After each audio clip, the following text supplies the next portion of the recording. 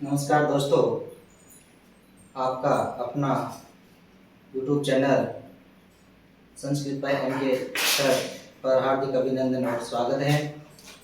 आज की अपनी क्लास जो रहने वाली है वो बहुत ही शानदार, क्योंकि BSTC के लिए, C-DET के लिए और रीट लेवल फर्स्ट और सेकंड के लिए बहुत ही इम्पोर्टेंट क्लास है।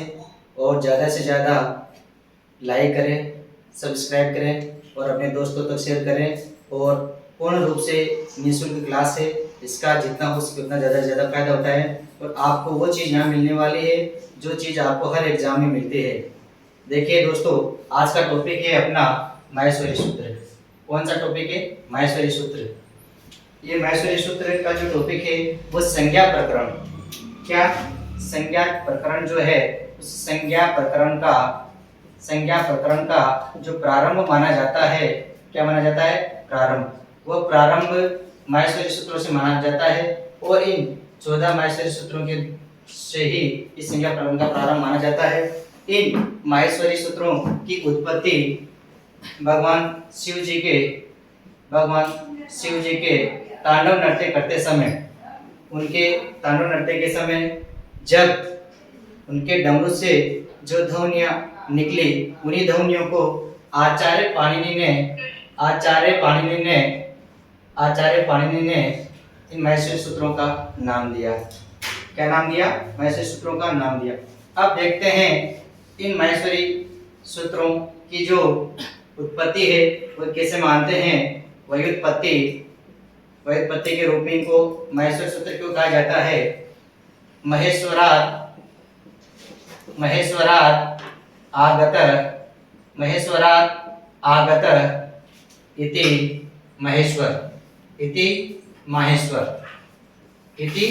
माहेश्वर। और इनका अगर अपन प्रकृति प्रत्यय देखते हैं, क्या देखते हैं? प्रकृति प्रत्यय देखते हैं तो महेश्वर प्लस अन प्रत्यय लगेगा। महेश्वर प्लस अन तो बन जाएगा माहेश्वर। क्या बन जाएगा? माहेश्वरम। इस प्रकार माहेश्वर शब्द में कौन सा प्रत्यय है? अन प्रत्यय है। कौन सा प्रत्यय? अन प्रत्यय है। और ये 14 जो माहेश्वरी सूत्र है, इन 14 माहेश्वरी सूत्रों से संस्कृत व्याकरण है, इन संस्कृत व्याकरण का आधार ही 14 माहेश्वरी सूत्रों को माना जाता है। इन्हीं को संस्कृत की वर्णमाला कहा जाता है। क्या कहा जाता है? संस्कृत की वर्णमाला कहा जाता है।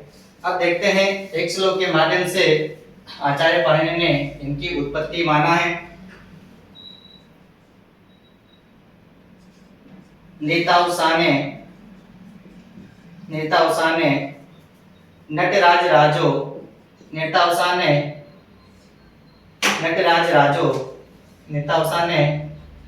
राजो ननाद दक्काम नव पंचवारम।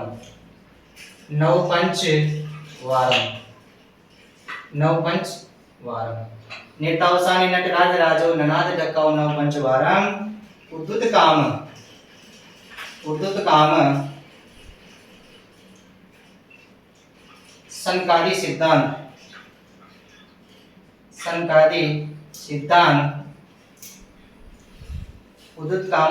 सिद्धांत एतद्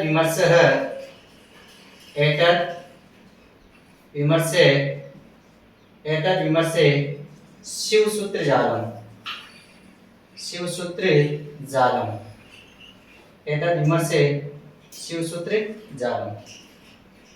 इस श्लोक के माध्यम से आचार्य पाणिनि ने बताया कि जो ये 14 माहेश्वरी सूत्र है, इन माहेश्वरी सूत्रों में नेट अवसान है, जब भगवान शिव जी तांडव नृत्य करके और अवसान हो गए थे, रुक गए थे, समाप्त हो गए थे, उस समय नटराज शिव जी के द्वारा ननाद ध्वनियां उत्पन्न हुई, डक्काम डमरू से, और नव पंच, बहुत इंपॉर्टेंट शब्द है, नव पंच, 9 और 5 कितने हो गए? 14। नव पंचवारम उद्धत काम संकादी सिद्धांत। संकादी आदि मुनि थे, उन मुनियों के उद्धार के लिए इन्होंने माहेश्वरी सूत्रों का उत्पत्ति मानी है और इन माहेश्वरी सूत्रों को क्या कहा जाता है? शिव सूत्र जाल कहा जाता है। क्या कहा जाता है? शिव सूत्र जाल, अर्थात शिव जी के द्वारा दिए हुए जाल को ही शिव सूत्र जाल कहा जाता है।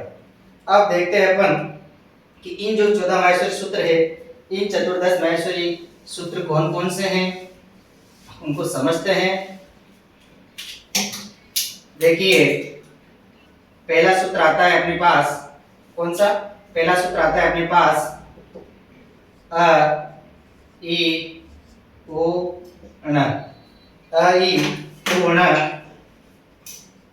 रि रि क, रि रि क, ए ओ ङ, ए ओ ङ, आई आई औ, आई औ च, आई औ च, ह य व र ट, ह य र व ट। छठा सूत्र आता है अपने पास लण, ह य र व ट लण। सात आता है य म ङ ण न म, यमगणनम। आठवां सूत्र आता है ज भ य, ज भ य।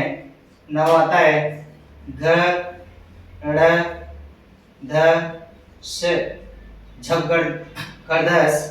और 10वां आता है ज ब ग ड़ ध स, जबरदस। और 11वां आता है ख फ छ ट थ च ट त व, ख प छ ट च ट त व। 12वां आता है क प ये, क प ये। 13वां आता है स स श र, श स र। और अंतिम सूत्र आता है इनका हल, अंतिम सूत्र आता है इनका हल। तो ये 14 जो माहेश्वरी सूत्र है, इन 14 माहेश्वरी सूत्रों को अपन को याद करने हैं।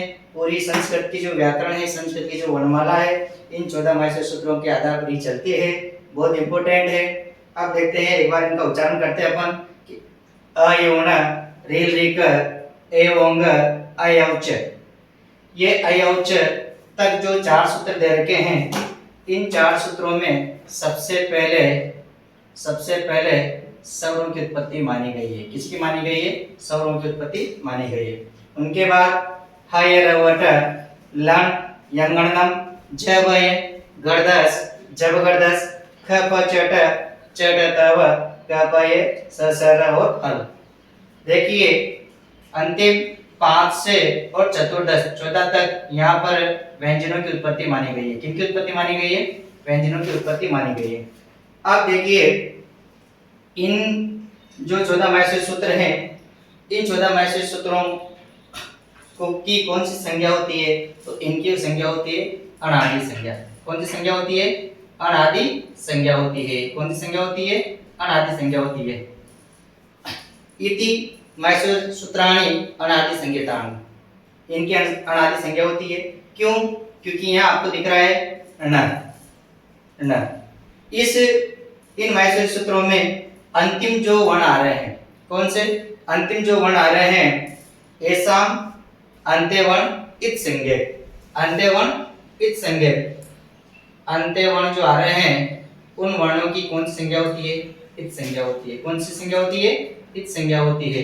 अर्थात इनमें अंतिम जो वर्ण आ रहे हैं, ये अंतिम वर्णों को कौन से वर्ण कहेंगे? इत संज्ञक वर्ण कहलाते हैं। कौन से वर्ण कहलाएंगे? इत संज्ञक वर्ण कहलाएंगे। अंतिम वर्णों की इत संज्ञा होती है। और यहाँ पर देखो, स्वर अपने आप में स्वतंत्र होते हैं, लेकिन यहाँ जो व्यंजन है, ये व्यंजन जो है, इन व्यंजनों में जो अ आया है, वह अ किसके लिए आया है? उच्चारण के लिए आया है। किसके लिए आया है? उच्चारण के लिए आया है। लेकिन यहाँ पर लण जो छठा सूत्र आ रहा है, इस लण के मध्य जो अ आ रहा है, इस लण के मध्य जो अ आ रहा है, ये अ यहाँ पर किसके लिए आया? इत संज्ञक के लिए आया। किसके लिए आया? इत संज्ञक के लिए आया। इसलिए दोस्तों याद रखना, क्या याद रखना है कि माहेश्वरी सूत्रों में आने वाले इत संज्ञक वर्णों की जो संज्ञा होती है, इस संज्ञक वर्णों की जो संख्या होती है वो कितनी मानी गई है? 15 मानी गई है। कितनी मानी गई है? 15। पंचदश कितनी मानी गई है? पंचदश। तो इस संज्ञक वर्णों की संख्या कितनी मानी गई है? 15। क्योंकि चतुर्दश 14 तो अपन को 14 सूत्र में नजर आ रहा है और लड़ के बीच में जो अ आता है वह अ इस संज्ञक वर्ण मानी गई है। इसका सबसे बड़ा रीजन क्या होता है यहाँ पर अ क्यों आया? क्योंकि एक प्रत्यार बनता है र प्रत्यार। कौन सा प्रत्यार बनता है? र प्रत्यार। इस र प्रत्यार में र और ल दो वर्ण हैं और ये जो र प्रत्यार है इसमें र और ल दो वर्ण हैं। तो यहाँ पर इस ल के अंदर जो अ है वह र प्रत्यार के निर्माण के लिए आया है। इसलिए इस संज्ञक वर्णों की संख्या कितनी होती है? 15 होती है। अब माहेश्वरी सूत्रों में आने वाले स्वरों की संख्या कितनी है? माहेश्वरी सूत्रों में आने वाले स्वरों की संख्या कितनी है? तो स्वरों की संख्या मानी गई यहाँ पर कितनी? 9। कितनी मानी गई है? 9 मानी गई है। अब अगर मान लो आपको ये चीज याद नहीं रहती कि सूत्र एक बार याद करना पड़ेगा, तो इनको देखना किस आधार पर अपन याद कर सकते हैं। सबसे पहले अपने पास क्या आ रहे हैं? सारे स्वर। 4 सूत्र तक स्वर खत्म हो गए, तो सबसे पहले अपने पास क्या आ रहे हैं? स्वर। तो देखते हैं सबसे पहले अपने पास स्वर आ रहे हैं। इस स्वर के बाद क्या आता है? ह। क्या आ रहा है? ह। और ह के बाद अपन देखेंगे आगे तो ये र ल ये चारों क्या है? अंतस्थ वर्ण है। क्या है? अंतस्थ वर्ण है। क्या है ये? अंतस्थ वर्ण। और अंतस्थ वर्ण के बाद फिर यहाँ से क्या आते हैं? सारे 5 वर्ण से प्रारंभ होते हैं और पहले वर्ण तक जाते हैं। इन सभी वर्णों को कहते हैं अपन स्पर्श वर्ण। कौन से वर्ण कहते हैं? स्पर्श वर्ण।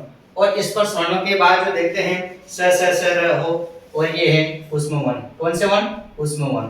तो अपन देखते हैं कि सबसे पहले तो माहेश्वरी सूत्रों में स्वर आते हैं, स्वर के बाद ह आता है और ह के बाद अंतस्थ वर्ण के बाद स्पर्श वर्ण और स्पर्श वर्णों के बाद ऊष्म वर्ण आता है। इस दृष्टि से इनको अपने याद करने की दृष्टि से अपन इनको याद रख सकते हैं।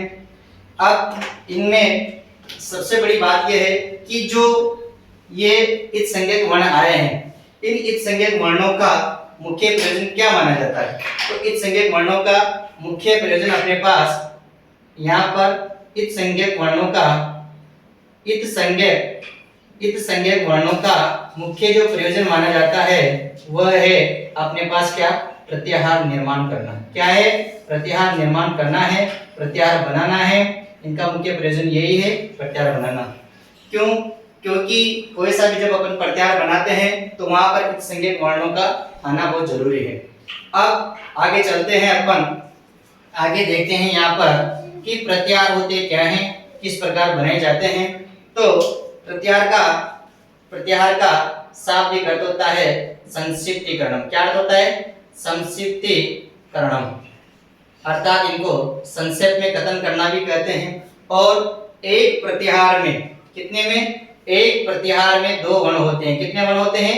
2 वर्ण होते हैं। कितने वर्ण होते हैं? एक प्रत्याहार में 2 वर्ण होते हैं, जिसको आदि वर्ण कहते हैं और अंतिम वर्ण कहते हैं।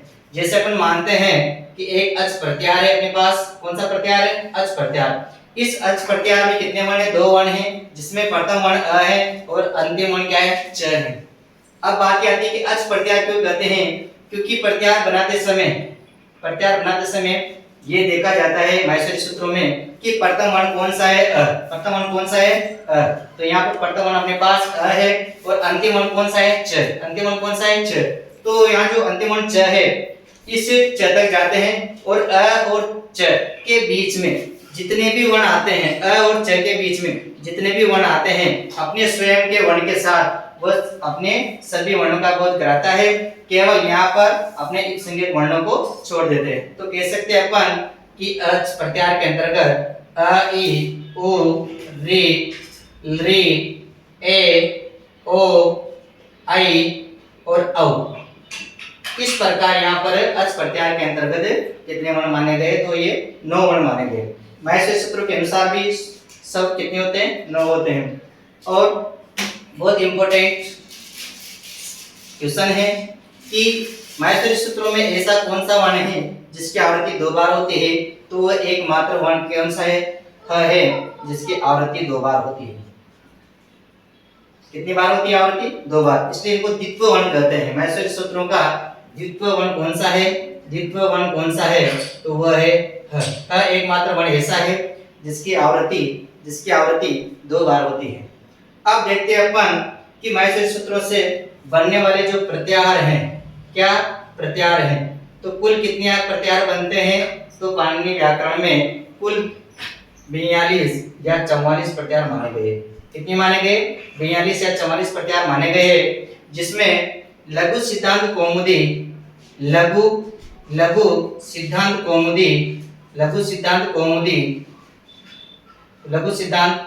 कौमुदी जिसके रचयिता वरदराज आचार्य हैं। कौन है? वरदराज आचार्य हैं। इन्होंने प्रत्याहारों की संख्या मानी गई है 42।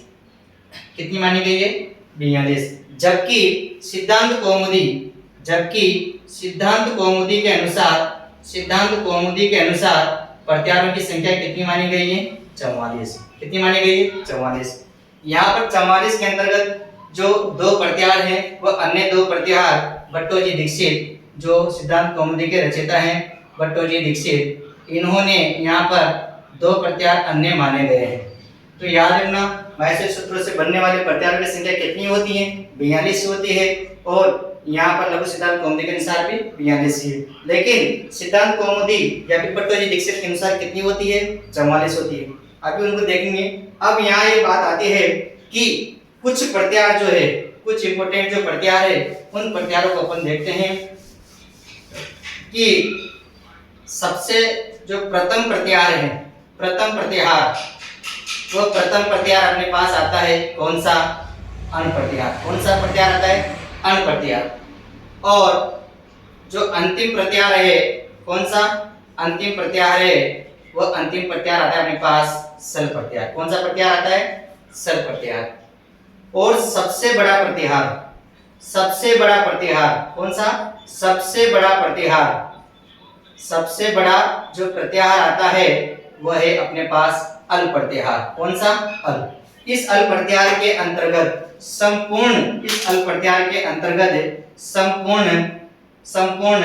माहेश्वरी सूत्र आ जाते हैं। क्या आ जाते हैं? संपूर्ण माहेश्वरी सूत्र आ जाते हैं। किसके अंतर्गत? इस अल प्रत्याहार के अंतर्गत संपूर्ण माहेश्वरी सूत्र आ जाते हैं, जो संस्कृत वर्णमाला भी इसी को माना जाता है। अब देखते हैं अपन कुछ प्रत्याहार इंपोर्टेंट है, जैसे स्वरों का प्रत्याहार है। इनका स्वरों का प्रत्याहार है, तो स्वरों का जो प्रत्याहार है वो कौन सा है? अच प्रत्याहार। कौन सा है? अच प्रत्याहार। और अच प्रत्याहार के अंतर्गत अगर अच प्रत्याहार में आपसे वर्ण पूछे जाते हैं तो आपको नो ही लगाने हैं, क्योंकि माहेश्वरी सूत्रों के अनुसार जो अच प्रत्याहार बनता है उस अच प्रत्याहार में नो ही वर्ण होते हैं। मैंने इससे पहले वाली क्लास में वर्णमाला पढ़ा था। उस वर्णमाला में स्वरों की संख्या जो होती है वो 13 बताई थी। कितनी बताई थी? 13। और माहेश्वरी सूत्रों के अनुसार स्वरों की संख्या कितनी होती है? 9। इसके बाद व्यंजनों का जो प्रत्याहार आता है, किनका? व्यंजनों का जो प्रत्याहार आता है, व्यंजनों का प्रत्याहार, उस प्रत्याहार को अपन कहते हैं कौन सा? हल प्रत्याहार। कौन सा? हल। जिनकी संख्या कितनी होती है? 33। देखिए दोस्तों, जो पांचवा माहेश्वरी सूत्र आता है वह ह से प्रारंभ होता है और अंतिम ल तक जाता है। ह से प्रारंभ होता है और ल तक जाता है, तो ह और ल तक के सारे जो व्यंजन हैं वह हल के अंतर्गत आ जाते हैं। कुछ प्रत्याहार हैं, जैसे अंतस्थ वर्णों का प्रत्याहार। किनका? अंतस्थ वर्णों का प्रत्याहार, जो अपने आगे प्रयत्नों में भी अंतस्थ वर्ण देखने को मिलेंगे। अंतस्थ वर्णों का प्रत्याहार है वो कौन सा है? यण प्रत्याहार। कौन सा है? यण प्रत्याहार। इसके बाद अपन देखते हैं ऊष्म वर्णों का प्रत्याहार। किनका? ऊष्म वर्णों का प्रत्याहार जो है, ऊष्म वर्णों का प्रत्याहार वो आता है अपने पास सल प्रत्याहार। कौन सा प्रत्याहार आता है? सल प्रत्याहार। कुछ इंपॉर्टेंट प्रत्याहार है जो मैंने आपको यहाँ पर बताया है, और इस प्रकार कितने प्रत्याहार बनते हैं? 42 प्रत्याहार बनते हैं। माहेश्वरी सूत्रों से कुल कितने प्रत्याहार बनते हैं? 42 प्रत्याहार बनते हैं। लेकिन यहाँ पर सिद्धांत कौमुदी या भट्टोजी दीक्षित के अनुसार 44 जो प्रत्याहार होते हैं, उन 44 प्रत्याहार में 2 प्रत्याहार जो माने गए उनमें पहला तो है र प्रत्याहार। कौन सा प्रत्याहार? र प्रत्याहार। इस र प्रत्याहार के अंतर्गत केवल 2 ही वर्ण आते हैं, र और ल। कौन कौन से? र और ल 2 वर्ण आते हैं, और एक दूसरा प्रत्याहार माना है यम प्रत्याहार। इस यम प्रत्याहार में 5 वर्ण आते हैं, यम, ङ, अण और न। ये पांचों वर्ण एवं प्रत्याहार के अंतर्गत आते हैं। तो 42 प्रत्याहार तो माहेश्वरी सूत्र के अनुसार होते हैं और सिद्धांत कौमुदी के अनुसार 2 प्रत्याहार और माने गए हैं। इस प्रकार जो माहेश्वरी सूत्र हैं वह अपने माहेश्वरी सूत्र हैं जो अपनी संस्कृत वर्णमाला में या व्याकरण को बहुत आधार माना है और इन्हीं माहेश्वरी सूत्रों के अंदर से अगर कोई क्वेश्चन आता है तो मैं समझता हूँ कि आपको इस क्लास में माहेश्वरी सूत्रों से संबंधित जो बातें हैं वो मैंने आपको बताई और आशा करता हूँ कि आपकी जो ये क्लास है वो ये क्लास बहुत जानदार रहने वाली है। आपके हर एग्जाम में क्लास जरूर आप इससे सफलता प्राप्त कर सकते हैं और इसके आगे अपन नेक्स्ट क्लास देखेंगे, उसमें आगे मिलेंगे। जयतु संस्कृतम जयतु भारतम।